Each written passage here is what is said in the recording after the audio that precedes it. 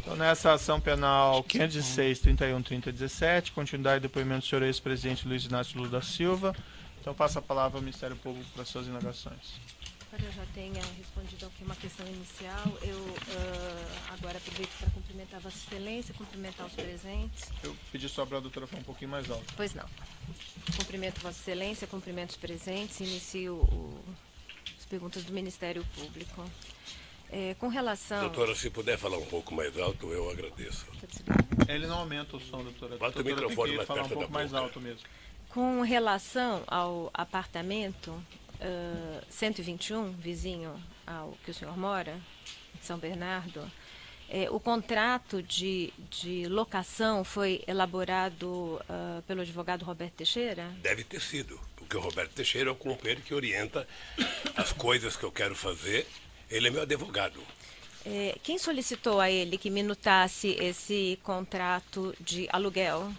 Foi o senhor? Não porque eu não estava, e se fosse eu teria assinado. O Roberto Teixeira deve ter recebido o comunicado do general, que era o chefe da minha segurança, da questão do apartamento.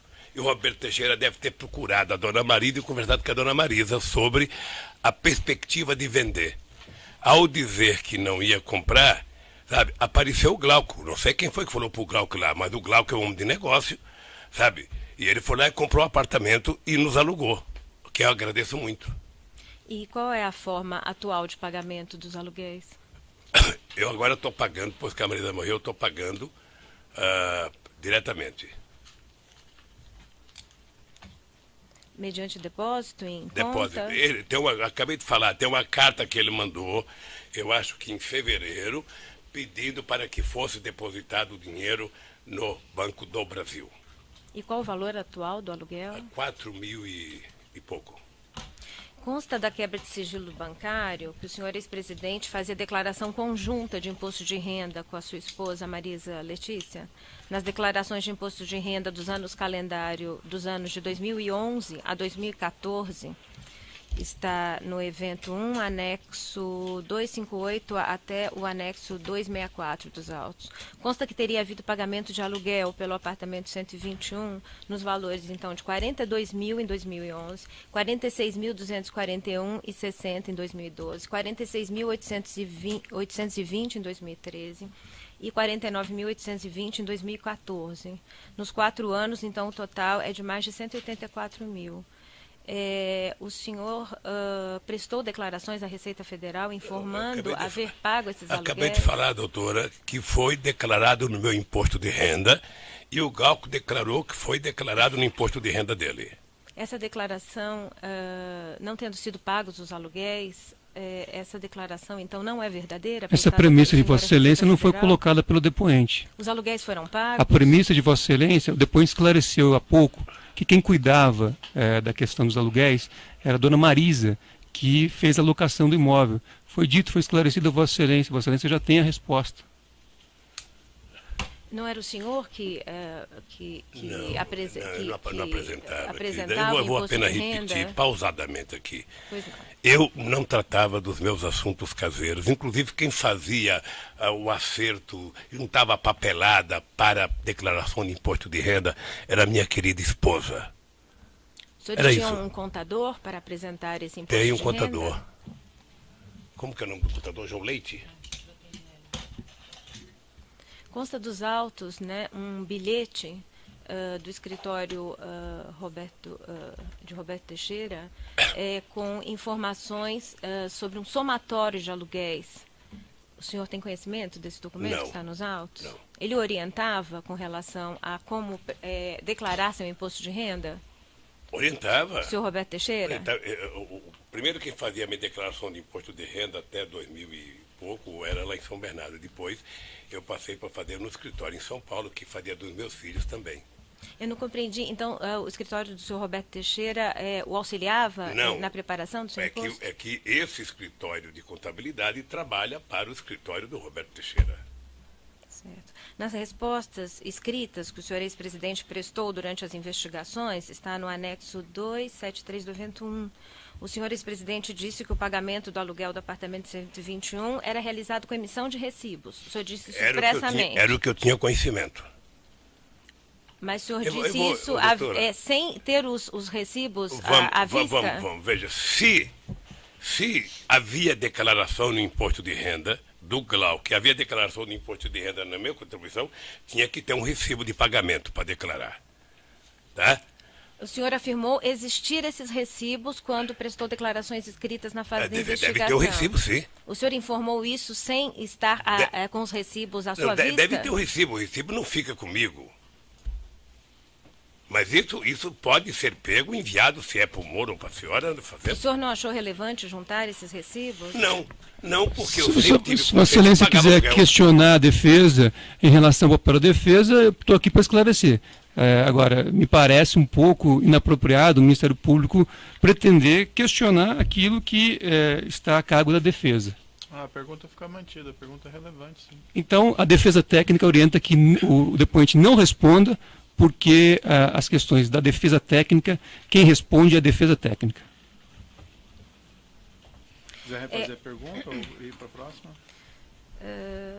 O senhor não achou relevante juntar esses recibos nos autos? Mais uma vez, a defesa técnica orienta que não responda, porque isso já foi Acho que é esclarecido. preciso, então, que o depoente diga se não vai responder, não é isso? Isso já foi esclarecido. O senhor não vai responder? Não, então eu não vou responder, doutora, porque eu já falei 3 vezes, a senhora repete a mesma pergunta. O senhor Glaucus da Costa Marques, ouvido nestes autos, relatou aqui em juízo que Roberto Teixeira o procurou em 2015, quando ele estava inclusive hospitalizado, para dizer que o aluguel do apartamento 121 passaria a ser pago. Quem orientou o Roberto Teixeira a procurar Glaucus e dizer isso? Foi o senhor? Olha, o Roberto Teixeira não procurou o Glauco, pelo que o senhor Roberto Teixeira também estava internado. Na mesma época que o senhor Glaucus eu acho estava que para um estava tratamento fazendo de tratamento, tireoide? alguma coisa assim. Então, Ninguém, deixa eu lhe falar uma coisa, doutora. Ninguém, eu até ontem no depoimento do Glauco, até a semana passada no depoimento do Glauco, eu tenho clareza, certeza, que o aluguel estava sendo pago do dia 1º de fevereiro ao último dia 1º agora. Tá? Para mim foi surpresa, porque o Glauco nunca reclamou para mim de que não estava sendo pago até 2015.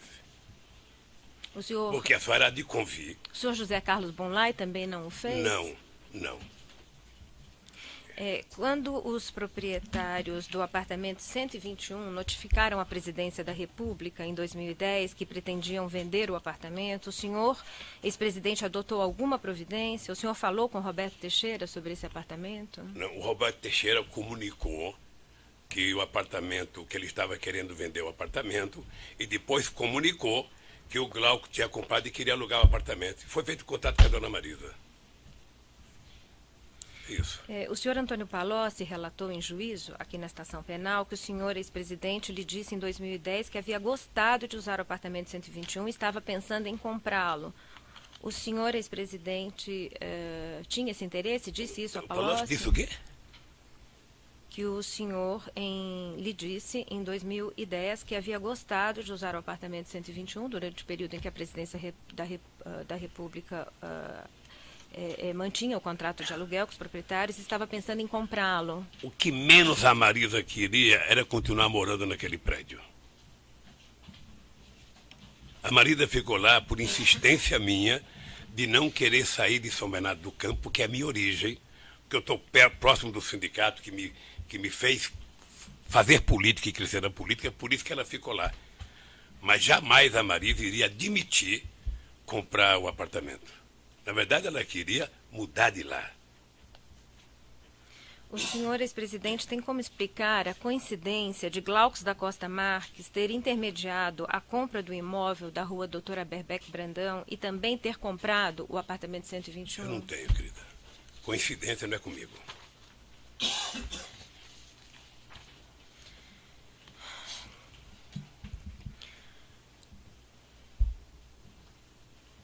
O senhor pode explicar a sua relação com Glaucus, aliás, a relação de Glaucus da Costa Marques com seu filho Luiz Cláudio? Eles não têm nenhum deve relacionamento? ter relação, mas eu não sei explicar. Eles têm alguma relação de amizade ou Hoje comercial? não, hoje acho que não. Já tiveram? O Glauco disse aqui no depoimento que tentou abrir escritório e que não deu certo e que faliu. Ele disse aqui no depoimento. Mas acho que a pergunta é se o senhor ex-presidente tinha conhecimento à época. Não. Na época eu estava na presidência da República desse país, tendo preocupação com 204 milhões de pessoas. Certo. Glaucus da Costa Marques era proprietário da empresa Billmaker 600. E na sua residência, na residência do senhor ex-presidente, lá em São Bernardo, foi arrecadado um contrato de opção de compra de cotas dessa empresa Billmaker 600, datada de 16 de dezembro de 2009, em favor de seu filho Luiz Cláudio. Isso está no evento 1, anexo 280. Não sei se o senhor quer ver esse documento. Tem a menor noção, querida. O senhor pode explicar por que seu filho Luiz Cláudio tinha esse contrato com Glaucus? Eu não tenho como explicar. Se eles tinham escritório junto, se eles tinham montado o escritório em São Paulo, pode ter explicação. O que eu sei, pela declaração do Glauco, é que a empresa faliu por falta de serviço. Aliás, no meu tempo de governo, a coisa mais comum nesse país era a pessoa montar empresa. Todo mundo pegou mania de virar empresário. Sobretudo quando nós legalizamos e formalizamos o microempreendedorismo no país. Né? Acho que foi o maior período de criação de empresa. Todo mundo queria montar uma empresinha. O senhor tinha conhecimento que sócios dos seus filhos eram também sócios de Glaucus da Costa Marques, que utilizavam o mesmo endereço comercial dele? Não. A MSC era um sócio, só poderia utilizar. Agora, algumas indagações com relação ao imóvel da rua Aberbeck, Brandão. Finalmente, é para isso que eu vim aqui. É objeto da acusação também a questão da aquisição do apartamento vizinho. Por isso as perguntas que foram formuladas anteriormente ao senhor. Se a suposição de vocês, ilação de vocês, sabe por quê? O que menos preocupa vocês agora é prova. Certo, senhor ex-presidente, talvez o senhor esteja um pouco rancoroso, mas assim, é a oportunidade que o senhor tem de responder essas questões. Mas eu não estou rancoroso, certo? Eu não estou rancoroso. Então é natural que sejam fico feitas preocupado, perguntas. doutor Moro, eu fico preocupado quando as pessoas inventaram uma história e tentam a cada momento transformar aquela inverdade em verdade. Certo, mas veja, senhor ex-presidente, é a oportunidade que o senhor tem de responder essas questões. Eu tenho muita experiência. Certo? Perfeito. Sabe, eu tenho muita experiência. Então, quando você senta numa mesa, qualquer que seja a mesa, com mais gente para fazer negociação, ou você senta com a disposição de trabalhar seriamente, fazer a apuração corretamente, ou você senta com a disposição de que não vai dar certo, ou senta com a disposição de que vai dar certo. No caso do Ministério Público, eu já disse mais de uma vez para o senhor. Sim, eles contaram uma grande mentira com o PowerPoint. Perfeito. Não o Ministério Público, mas o Ministério Público da Lava Jato. E eu quero ver como é que eles vão sair dessa. Não, já entendi esse seu ponto, senhor ex-presidente, mas eu peço que o senhor responda. Eu vou responder as perguntas. Se o senhor não quiser responder, o senhor não responda. Pois não, eu então prossigo. O senhor ex-presidente pode explicar como surgiu a ideia de criar o Instituto Lula? Quando foi isso? Não, eu tinha o Instituto Cidadania, criado em 1992. Mas em que momento do seu mandato Foi presidencial? Foi de lá que eu saí candidato a presidente da República. Foi de lá que eu perdi 2 eleições. Tá? Quando eu deixei a presidência da República, nós fomos discutir se ia criar uma fundação ou ia criar um instituto. Optou-se pela criação do instituto. Eu optei voltar ao Instituto Cidadania para que, estando lá, a gente pudesse discutir o que fazer. Como construir o tal de Memorial da Democracia, sabe? E ficamos pensando nisso e fomos procurar terreno, fomos procurar os móveis que eu já falei, sabe? E aí o Paulo Camoto pediu para visitar esse terreno. Mas a ideia de criar o Instituto, sabe, ela aconteceu depois que eu deixei a presidência da República, porque se eu quisesse pensar antes, eu teria feito como outros presidentes, ter feito dinheiro enquanto estava na presidência. O senhor disse que conversou sobre o Instituto apenas com o senhor, sobre a questão da compra desse prédio, com Paulo Camoto, Desse não é? prédio. Desse prédio. E com relação ao senhor Emílio Odebrecht, o senhor conversou a respeito do prédio, da ideia da ideia do Instituto? Nunca. Nunca. Eu vou repetir alto e bom som. Eu não discutia instituto enquanto eu fui presidente da República, nem com a minha mulher, nem com meus filhos, nem com meus ministros. Eu não queria discutir o meu futuro enquanto eu estivesse preocupado com o povo brasileiro dirigindo esse país. Pois não. Consta dos autos, juntado no evento 928, anexo 8, uma pauta de reunião do senhor Emílio Odebrecht, o senhor ex-presidente, da qual consta, realizada no dia 30/12/2010, da qual consta, dentre diversos outros temas elencados, o primeiro deles era a passagem do histórico da parceria, isso no penúltimo dia do seu mandato. Disponibilizar apoio junto ao Congresso era um dos outros itens da pauta. E, ao final, referido nessa pauta, com ele, ou seja, falar com ele, Estádio Corinthians, Obra Sítio, 15/1, primeira palestra Angola e Instituto. Pela ordem, excelência, pela ordem. Primeiro, isso... Examinar o documento? Não, na verdade, primeiro que esse documento é apócrifo. Segundo, que esse documento é objeto de um incidente de falsidade que não foi solucionado. Então, tendo em vista que existe um incidente de falsidade não solucionado pelo juízo. Então, me parece que esse documento... Essa pauta de reunião? Este documento foi juntado no dia 30 deste mês pelo senhor Marcelo Odebrecht. Não, foi juntado pelo Ministério Público. Sim, que o senhor Marcelo Odebrecht forneceu ao Ministério Público... apresentado por certo. Emílio Odebrecht no bojo do seu acordo de colaboração. Eu só gostaria de ter a palavra... A questão aqui, não é momento de discutir a autenticidade desse documento. É uma pergunta se conhece, não conhece e se isso não aconteceu. É aí que ele vai responder. A questão de definir se o documento é falso, se é verdadeiro, se é unilateral, é outro momento, doutor. Não é o seu que existe um incidente de falsidade, primeiro. Isso é segundo, doutor. Eu observo que isso, na verdade, não é uma agenda, é um documento apócrifo. Perfeito. Mas, assim, o Ministério Público está indagando ao acusado sobre ele. Simplesmente ele vai responder sim ou não, branco ou preto. Não pode pedir a pergunta em relação a isso. Não estou impedindo a pergunta, é que a pergunta afirma que seria um documento. Que seria uma agenda. Então, o que eu estou observando, em primeiro lugar, é que isto é um papel apócrifo. Segundo lugar, a defesa técnica arguiu um incidente de falsidade em relação a este documento e em relação a outros, que não foi sequer processado pelo juiz até o momento. Não, está sendo processado. Não, vai ser decidido no momento próprio. Não, é que Vossa Excelência não processou na forma da lei. Agora o momento é diferente, agora é o momento do interrogatório. Certo. Então, nós estamos ouvindo o seu cliente e as perguntas são feitas, só que a defesa tem a oportunidade de responder. A defesa não só tem o direito, como tem o dever de fazer as suas colocações, e eu tenho esse direito, apenas que Vossa Excelência leve em consideração esses aspectos. Senhor ex-presidente, no dia 30/12/2010, no penúltimo dia do seu mandato, o senhor teve reunião com Emílio Odebrecht e com a presidente Dilma? Primeiro, fazer uma resposta dessa coisa. Primeiro, essa agenda é mentirosa, ela não existiu. Se alguém escreveu isso, esqueceu, sabe, de colocar um pingo de verdade aí. Eu conversei com o Emílio Odebrecht no dia 30 de dezembro, era o penúltimo dia. Eu tinha ido à Bahia inaugurar o 1 milhão de contratos do Minha Casa Minha Vida, e o Emílio Odebrecht me pediu o seguinte: presidente, eu estou em Brasília, eu estou passando o comando da empresa para o Marcelo Odebrecht, e eu estava querendo ver se a presidenta Dilma nos recebia. Eu falei, que a Dilma é possível receber? Recebeu. Eu acho que não durou 10 minutos essa conversa. Não durou 10 minutos essa conversa.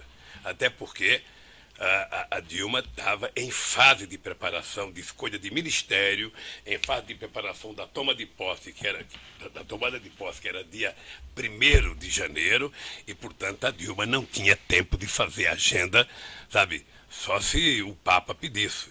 Esse Papa, né, pedisse, ele possivelmente faria. Mas a Dilma não tinha mais agenda. A Dilma acho que atendeu num gesto de cortesia. O senhor referiu esta reunião ao senhor Palocci no dia seguinte? Não. Aí é outra coisa, sabe, senhor Palocci. Eu vi atentamente o Palocci contar essa história. Eu vi. E a disfarçatez do companheiro Palocci foi de tal magnitude que ele inventou uma história, como o Emílio foi lá, foi discutir um fundo que tinha sido criado e foi discutir a manutenção desse fundo, a manutenção da relação dele com a Dilma. Eu não sei se vocês sabem que a Dilma foi a mulher que cuidou do PAC, que foi o maior programa de investimento em infraestrutura da história recente desse país. Qual que é a relação? E, portanto, a Dilma prestava conta à imprensa a cada 3 meses. E qualquer empresário que tinha obra de infraestrutura nesse país conversava com a ministra Dilma Rousseff. Porque ela foi denominada por mim, em junho de 2007, na favela da Rocinha, a mãe do PAC. E eu exigia que ela tivesse entrevista coletiva a cada 3 meses. Certo, senhor presidente, mas aí está saindo do objeto. Não estou saindo do objeto, não. Isso faz parte do objeto. Não, mas não sei não faz parte. Doutor Moro, faz parte do objeto coletiva. Saber a relação da Dilma com as pessoas. Não, mas então, diga mais diretamente a relação da Dilma com o senhor Emílio ou com o senhor Odebrecht. Não tem cidade a Dilma tinha relação com as empresas, porque a Dilma era a ministra que cuidava do PAC. Certo.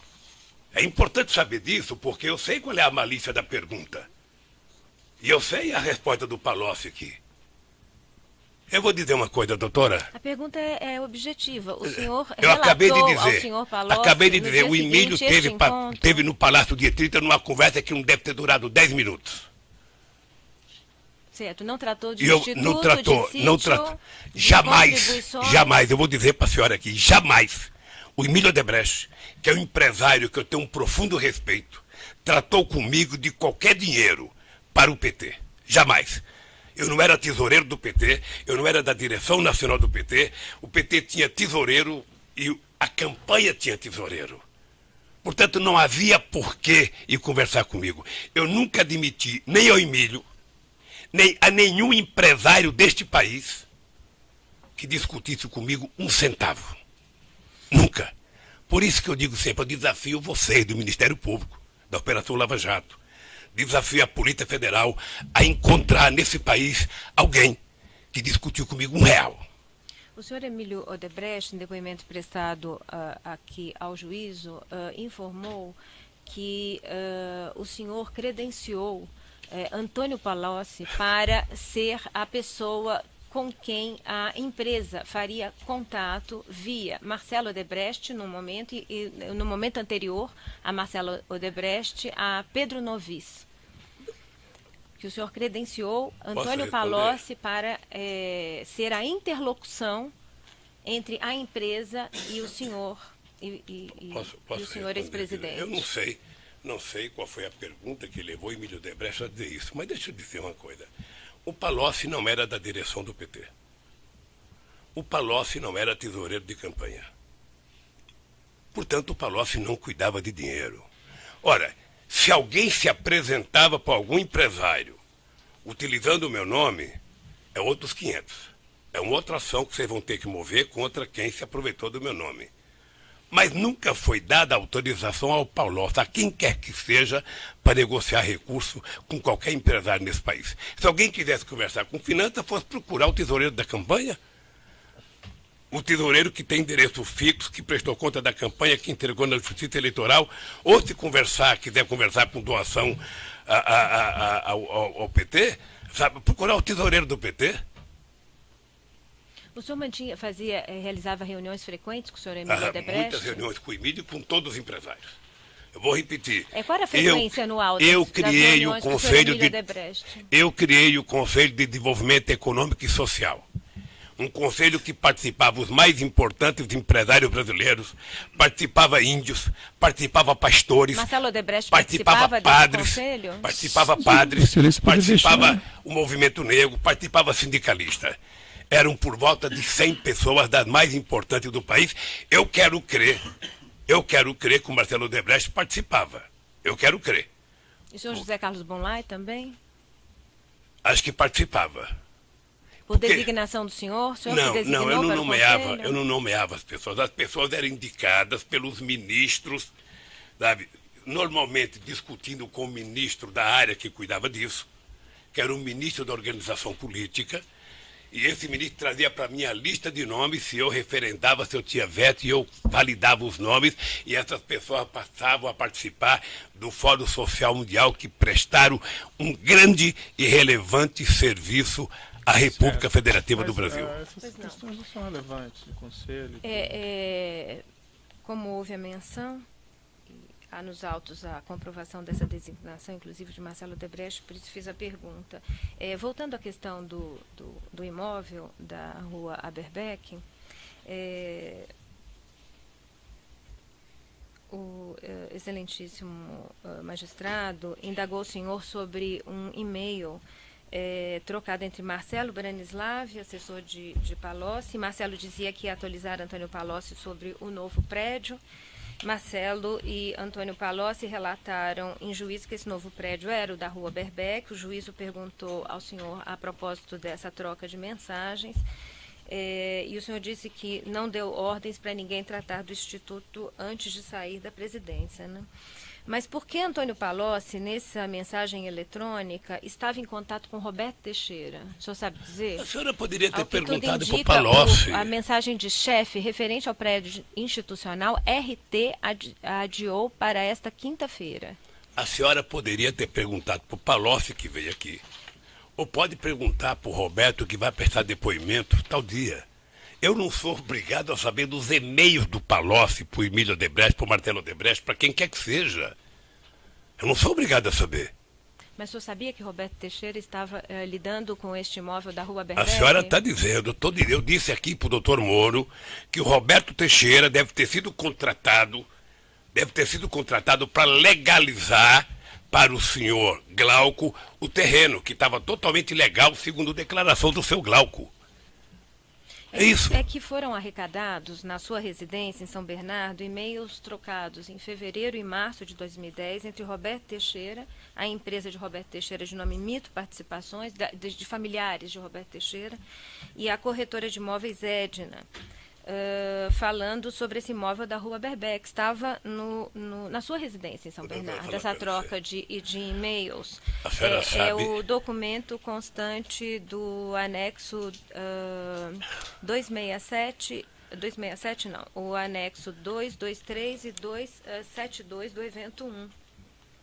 Doutora, deixa eu lhe falar uma coisa, doutora. Se o senhor desconhecia a existência, a participação de Roberto Teixeira com relação a esse imóvel, só deixa eu terminar a pergunta, como doutora. Esses e-mails, como o senhor explica que esses e-mails tenham sido arrecadados na sua residência? Veja, eu não uso e-mail, porque não uso computador, por segurança. Tá? Tinha um presidente da República que dizia assim: se você quiser fazer as coisas e não quiser ser bisbilhotado por ninguém, não fale por telefone, não converse em restaurante. Caminhe com a pessoa e vá falando na estrada. Então, veja, eu não tenho e-mail, Marisa não tem e-mail. Ora, se um e-mail estava lá em casa, pode ter sido alguém que levou para dizer o seguinte: olha, é uma cópia do documento. Eu não sei quem levou. Eu não sei quem levou. A senhora tem que esperar a resposta. A senhora interrompe a resposta. Eu não quero polemizar. Eu não quero polemizar. A senhora está fazendo a pergunta, a senhora tem que aguardar a resposta. Doutora, ele está desenvolvendo o raciocínio. Então a senhora pode aguardar o termo da resposta. Eu vou interromper um minutinho aqui. Então, responda. Eu não quero parecer indelicado com a senhora, mas se eu tenho muita suspeita de cópia. Tenho muita suspeita de cópia. Se a senhora tivesse me dito que estava no meu e-mail, no meu computador, eu dava um valor. Mas uma cópia de um documento na minha casa, quem é que achou isso? A Polícia Federal? É que eles estavam cuidadosamente guardados. A Polícia Federal, como é que a senhora sabe que estava cuidadosamente guardado? Pasta. Sabe? Houve a descrição no laudo. Então, deixa eu lhe falar uma coisa, querida. Eu hoje, passado todos esses meses, eu tenho muita suspeita do comportamento da Polícia Federal nessas ocupações. Muita. Quero deixar claro que eu tenho muita suspeita da Polícia Federal nessas ocupações. Tá? Só para a senhora saber. Por isso eu não posso dar crédito à cópia de um e-mail. E o senhor também disse que desconhecia o envolvimento de José Carlos Bonlai na compra desse imóvel e o contrato, a minuta de contrato de opção de compra estava também na sua residência. Também arrecadado na sua residência. Mas isso já respondeu daí, doutora. Já perguntei. Pois não. Ainda em 2010, foram veiculadas notícias de que o Instituto Lula já estava sendo projetado. É uma matéria jornalística que está juntada na inicial da denúncia, de 8/11/2010, portanto, durante o mandato do senhor. A matéria diz o seguinte, eu vou interromper pelo tamanho do áudio, já retomamos.